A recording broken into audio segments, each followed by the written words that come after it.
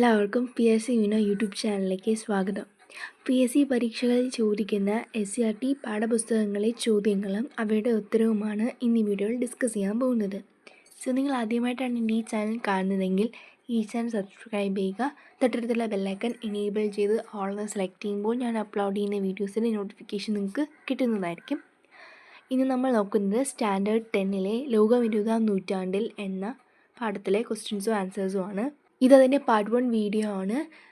വീഡിയോയിലോട്ട് കിടക്കാം. ലോകം 20ാം നൂറ്റാണ്ടിൽ എന്ന ചാപ്റ്ററാണ് നോക്കുന്നത്. വ്യവസായ വിപ്ലവത്തിന് തുടക്കം കുറിച്ച രാജ്യമാണ് ഇംഗ്ലണ്ട്. വ്യവസായ വിപ്ലവത്തിന് തുടക്കം കുറിച്ച രാജ്യമാണ് ഇംഗ്ലണ്ട്. 18ാം നൂറ്റാണ്ടിലാണ് വ്യവസായ വിപ്ലവം തുടങ്ങിയത്. ലാഭം ലക്ഷ്യമാക്കി ഉൽപ്പാദനവും വിതരണവും സ്വകാര്യ വ്യക്തികൾ നിയന്ത്രിച്ചിരുന്ന സമ്പദ് വ്യവസ്ഥയായിരുന്നു മുതലാളിത്തം. ലാഭം ലക്ഷ്യമാക്കി ഉൽപ്പാദനവും വിതരണവും സ്വകാര്യ വ്യക്തികൾ നിയന്ത്രിച്ചിരുന്ന സമ്പദ് വ്യവസ്ഥയാണ് മുതലാളിത്തം. ഒരു രാജ്യം മറ്റൊരു രാജ്യത്തിന് മേൽ സ്ഥാപിക്കുന്ന രാഷ്ട്രീയ, സാമ്പത്തിക, സാംസ്കാരിക ആധിപത്യമാണ് സാമ്രാജ്യത്വം. ഒരു രാജ്യം മറ്റൊരു രാജ്യത്തിന് മേൽ സ്ഥാപിക്കുന്ന രാഷ്ട്രീയ, സാമ്പത്തിക, സാംസ്കാരിക ആധിപത്യമാണ് സാമ്രാജ്യത്വം. ഇത്രയുമാണ് ആ ചാപ്റ്റർ ഇൻട്രൊഡക്ഷനായിട്ട് കൊടുത്തിട്ടുള്ളത്. നമുക്ക് പ്രധാനമായിട്ട് നോക്കാനുള്ളത്. ഇനി നമുക്ക് ഡീറ്റെയിൽ ആയിട്ട് നോക്കാം. ഒന്നാം ലോക മഹായുദ്ധം. ഒന്നാം ലോക മഹായുദ്ധ കാലഘട്ടമാണ് 1914 മുതൽ 1918 വരെ. 1914 മുതൽ 1918 വരെയാണ് ഒന്നാം ലോക മഹായുദ്ധ കാലഘട്ടം. ഒന്നാം ലോക മഹായുദ്ധത്തിന് കാരണം സാമ്രാജ്യത്വ ശക്തികൾ തമ്മിലുള്ള തർക്കം. സാമ്രാജ്യത്വ ശക്തികൾ തമ്മിലുള്ള തർക്കമാണ് ഒന്നാം ലോക മഹായുദ്ധത്തിന് കാരണം. ഒന്നാം ലോക മഹായുദ്ധത്തിൽ ഏറ്റുമുട്ടിയ സൈനിക സഖ്യങ്ങളാണ് ത്രികക്ഷി സഖ്യം അല്ലെങ്കിൽ ട്രിപ്പിൾ അലയൻസ്, ത്രികക്ഷി സൗഹാർദ്ദം അല്ലെങ്കിൽ ട്രിപ്പിൾ എൻറ്റിറ്റി. ത്രികക്ഷി സഖ്യവും ത്രികക്ഷി സൗഹാർദ്ദവുമാണ് ഒന്നാം ലോക മഹായുദ്ധത്തിൽ ഏറ്റുമുട്ടിയ സൈനിക സഖ്യങ്ങൾ. ത്രികക്ഷി സഖ്യത്തിൽ ഉൾപ്പെട്ട രാജ്യങ്ങളാണ് Germany, Austria, Hungary, Italy. Germany, Austria, Hungary, Italy. ത്രികക്ഷി സൗഹാർദ്ദത്തിൽ ഉൾപ്പെട്ട രാജ്യങ്ങളാണ് England, France, Russia. England, France, Russia ഈ 3 പേരുമാണ് ത്രികക്ഷി സൗഹാർദ്ദത്തിൽ ഉൾപ്പെട്ട രാജ്യങ്ങൾ. മറ്റ് രാജ്യങ്ങളെയും അവരുടെ കൈവശമുള്ള പ്രദേശങ്ങളെയും കീഴടക്കാനായി യൂറോപ്യൻ രാജ്യങ്ങൾ ദേശീയതയെ ഉപയോഗിച്ചത് തീവ്ര ദേശീയത എന്ന പേരിലാണ്, അല്ലെങ്കിൽ അഗ്രസീവ് നാഷണലിസം. മറ്റ് രാജ്യങ്ങളെയും അവരുടെ കൈവശമുള്ള പ്രദേശങ്ങളെയും കീഴടക്കാനായി യൂറോപ്യൻ രാജ്യങ്ങൾ ദേശീയത ഉപയോഗിച്ചത് തീവ്ര ദേശീയത അല്ലെങ്കിൽ അഗ്രസീവ് നാഷണലിസം എന്ന പേരിലാണ്. തീവ്ര ദേശീയതയിൽ അധിഷ്ഠിതമായി രൂപീകരിക്കപ്പെട്ട പ്രസ്ഥാനങ്ങളാണ് പാൻ സ്ലേവ് പ്രസ്ഥാനം, pan slave movement, pan German പ്രസ്ഥാനം, പാൻ ജർമ്മൻ മൂവ്മെൻറ്റ്, പ്രതികാര പ്രസ്ഥാനം, റിവെഞ്ച് മൂവ്മെൻറ്റ്.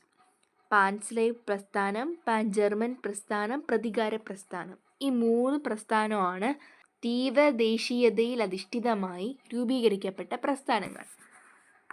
കിഴക്കൻ യൂറോപ്പിലെ സെർബിയ, ബൾഗേറിയ, ഗ്രീസ് തുടങ്ങിയ രാജ്യങ്ങളിലെ സ്ലാവ് വംശജരെ ഏകീകരിക്കുന്നതിന് റഷ്യയുടെ സഹായത്തോടെ രൂപീകരിക്കപ്പെട്ട പ്രസ്ഥാനമാണ് പാൻ സ്ലേവ് പ്രസ്ഥാനം. എന്നാൽ മധ്യ യൂറോപ്പിലും ബാൾക്കൻ മേഖലയിലും സ്വാധീനമുറപ്പിക്കുന്നതിനായി ട്യൂട്ടോണിക് വർഗക്കാരെ ഏകോപിപ്പിക്കുന്നതിന് ജർമ്മനിയുടെ നേതൃത്വത്തിൽ ആരംഭിച്ച പ്രസ്ഥാനമാണ് പാൻ ജർമ്മൻ പ്രസ്ഥാനം. 1871 ജർമ്മനി ഫ്രാൻസിൻ്റെ പക്കൽ നിന്ന് കൈവശപ്പെടുത്തിയ അൽസൈസ്, ലോറൻ എന്നീ പ്രദേശങ്ങൾ തിരികെ പിടിക്കുന്നതിനായി ഫ്രാൻസിൻ്റെ നേതൃത്വത്തിൽ ആരംഭിച്ച പ്രസ്ഥാനമായിരുന്നു റിവെഞ്ച് മൂവ്മെൻറ്റ് അല്ലെങ്കിൽ പ്രതികാര പ്രസ്ഥാനം. പാൻ സ്ലേവ് പ്രസ്ഥാനം റഷ്യയുടെ സഹായത്തോടെയാണ്. പാൻ ജർമ്മൻ പ്രസ്ഥാനം ജർമ്മനിയുടെ സഹായത്തോടെയാണ്. അതുപോലെ റിവെഞ്ച് മൂവ്മെൻറ്റ് അല്ലെങ്കിൽ പ്രതികാര പ്രസ്ഥാനം ഫ്രാൻസിൻ്റെ സഹായത്തോടെയാണ്. അടുത്ത് നമ്മൾ നോക്കാൻ പോകുന്നത് മൊറോക്കൻ പ്രതിസന്ധി. മൊറോക്കൻ പ്രതിസന്ധി ഒപ്പിട്ട രാജ്യങ്ങളാണ് ബ്രിട്ടനും ഫ്രാൻസും. 1904 ഇവർ 2 പേരും ഒപ്പിട്ടത്. ആഫ്രിക്കൻ രാജ്യമായ മൊറോക്കയിൽ ഫ്രാൻസിൻ്റെ ആധിപത്യം ബ്രിട്ടൻ അംഗീകരിച്ച രഹസ്യസന്ധിയായിരുന്നു മൊറോക്കൻ പ്രതിസന്ധി. ആഫ്രിക്കൻ രാജ്യമായ മൊറോക്കയിൽ ഫ്രാൻസിൻ്റെ ആധിപത്യം ബ്രിട്ടൻ അംഗീകരിച്ച രഹസ്യസന്ധിയാണ് മൊറോക്കൻ പ്രതിസന്ധി. മൊറോക്കൻ പ്രതിസന്ധി അംഗീകരിക്കാത്ത രാജ്യമാണ് ജർമ്മനി. മൊറോക്കൻ പ്രതിസന്ധി അംഗീകരിക്കാത്ത രാജ്യമാണ് ജർമ്മനി. ജർമ്മനി യുദ്ധക്കപ്പലുകൾ അയച്ച മൊറോക്കൻ തുറമുഖമാണ് അഗഡീർ. അഗഡീറിലാണ് ജർമ്മനി യുദ്ധക്കപ്പലുകൾ അയച്ച മൊറോക്കൻ തുറമുഖം. അടുത്തത് ബാൾക്കൻ പ്രതിസന്ധി. ബാൾക്കൻ സഖ്യത്തിൽ ഉൾപ്പെട്ടിരുന്ന രാജ്യങ്ങളാണ് Serbia, Greece, Montenegro, Bulgaria. Serbia, Greece, Montenegro, Bulgaria ഈ 4 രാജ്യങ്ങളാണ് ബാൾക്കൻ സഖ്യത്തിൽ ഉൾപ്പെട്ടിരുന്ന രാജ്യങ്ങൾ. ബാൾക്കൻ സഖ്യം തുർക്കിയെ പരാജയപ്പെടുത്തിയ വർഷം 1912. 1912 ബാൾക്കൻ സഖ്യം തുർക്കിയെ പരാജയപ്പെടുത്തിയത്. ഓട്ടോമാൻ തുർക്കികളുടെ സാമ്രാജ്യത്തിൻ്റെ ഭാഗമായിരുന്ന മേഖലയായിരുന്നു ബാൾക്കൻ മേഖല. ഓട്ടോമാൻ തുർക്കികളുടെ സാമ്രാജ്യത്തിൻ്റെ ഭാഗമായിരുന്ന മേഖലയായിരുന്നു ബാൾക്കൻ മേഖല. യുദ്ധത്തിൻ്റെ നേട്ടങ്ങൾ പങ്കിട്ടെടുക്കുന്നതിൽ ബാൾക്കൻ സഖ്യത്തിലെ രാഷ്ട്രങ്ങൾ തമ്മിൽ അഭിപ്രായ വ്യത്യാസമുണ്ടാവുകയും ബാൾക്കൻ രാഷ്ട്രങ്ങൾ തമ്മിലുള്ള യുദ്ധത്തിന് കാരണമാവുകയും ചെയ്തു. ബാൾക്കൻ പ്രദേശത്ത് ആധിപത്യം ഉറപ്പിക്കാൻ സെർബിയയെ സഹായിച്ച രാജ്യമാണ് റഷ്യ. ബാൾക്കൻ പ്രദേശത്ത് ആധിപത്യം ഉറപ്പിക്കാൻ സെർബിയയെ സഹായിച്ച രാജ്യമാണ് റഷ്യ. ബാൾക്കൻ പ്രദേശത്ത് ആധിപത്യം ഉറപ്പിക്കാൻ ഓസ്ട്രിയയെ സഹായിച്ച രാജ്യമായിരുന്നു ജർമ്മനി. ബാൾക്കൻ പ്രദേശത്ത് ആധിപത്യം ഉറപ്പിക്കാൻ ഓസ്ട്രിയയെ സഹായിച്ച രാജ്യമായിരുന്നു ജർമ്മനി. എന്നാൽ സെർബിയയെ സഹായിച്ചതാരായിരുന്നു? റഷ്യ.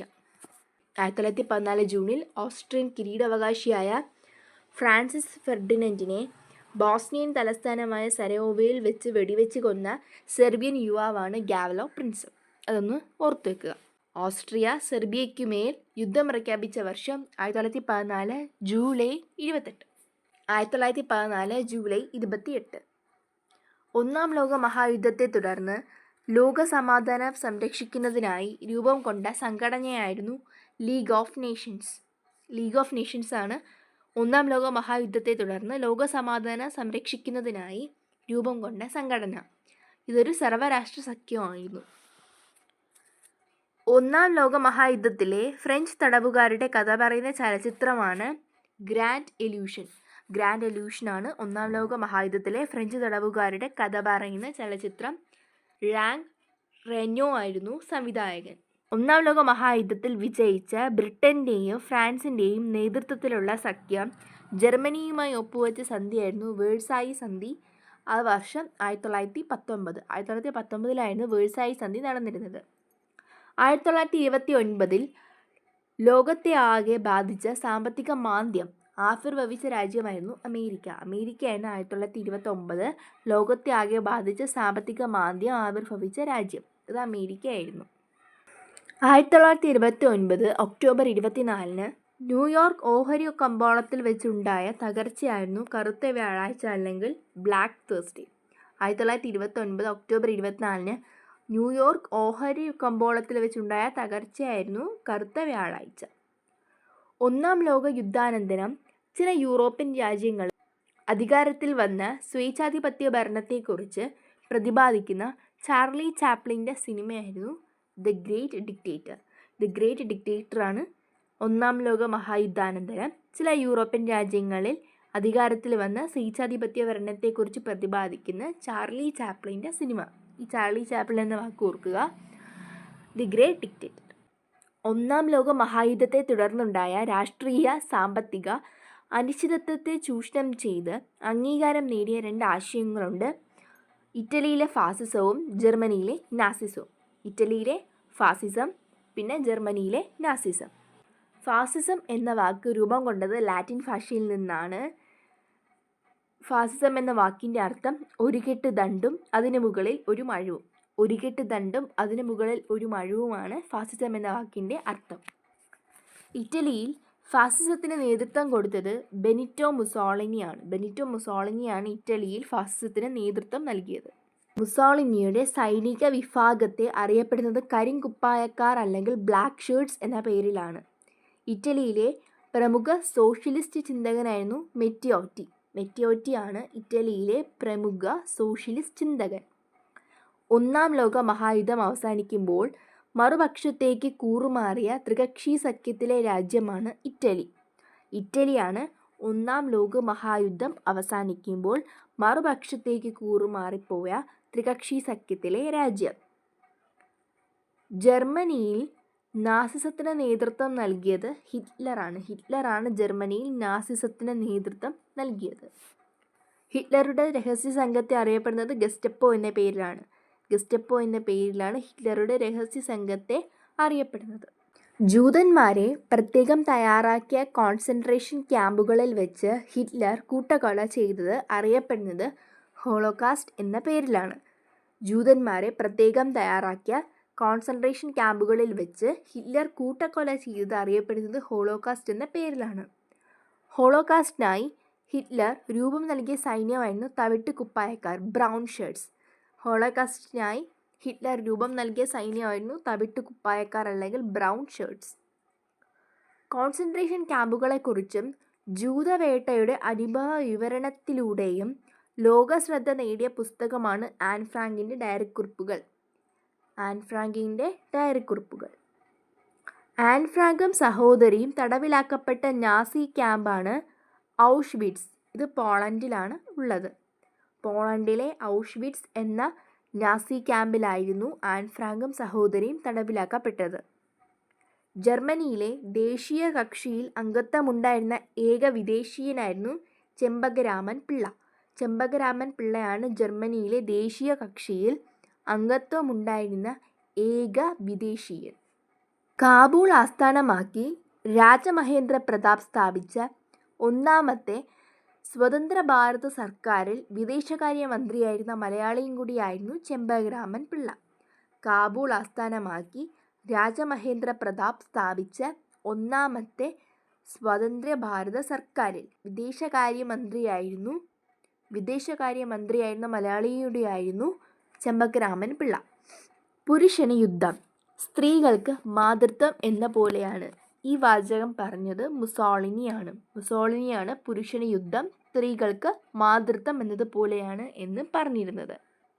അവർ ആദ്യം വന്നത് സോഷ്യലിസ്റ്റുകളെ തേടിയായിരുന്നു. ഞാനൊരു സോഷ്യലിസ്റ്റ് അല്ലാത്തത് കൊണ്ട് അപ്പോൾ പ്രതിഷേധിച്ചില്ല. ഈ വചനങ്ങൾ പറഞ്ഞത് പാസ്റ്റർ മാർട്ടിൻ നിമോയിലറാണ്. അവർ ആദ്യം വന്നത് സോഷ്യലിസ്റ്റുകളെ തേടിയായിരുന്നു. ഞാനൊരു സോഷ്യലിസ്റ്റ് അല്ലാത്തതുകൊണ്ട് അപ്പോൾ പ്രതിഷേധിച്ചില്ല എന്ന വാചകങ്ങൾ പറഞ്ഞിരുന്നത്.